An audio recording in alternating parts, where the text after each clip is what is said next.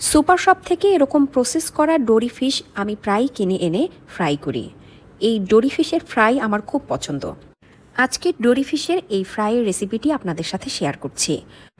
ডোরি ফিশের বড় ফিলেটগুলোকে ছোট ছোটোভাবে কেটে নিয়ে ভালোভাবে ধুয়ে পরিষ্কার করে পানি ঝারিয়ে এর মধ্যে সয়া সস, আদা রসুন, গোলমরিচের গুঁড়া, সামান্য পরিমাণ লবণ দিয়ে মেরিনেট করে কিছুক্ষণ রেখে দিব।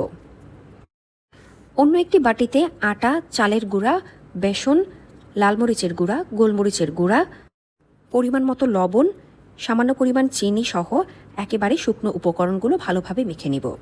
এরপর ভিডিওতে দেখানো মতো অল্প অল্প পানি দিয়ে এই শুকনো উপকরণটা দিয়ে একটি ঘন ব্যাটার তৈরি করব।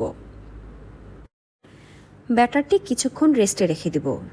এরপর চুলায় তেল গরম করে এই ব্যাটারগুলোর মধ্যে এই যে আগে থেকে ম্যারিনেট করে রাখা ডোরি ফিশগুলোর এক একটা পিস দিয়ে জাস্ট এভাবে কোটিং করে ভেজে নেব।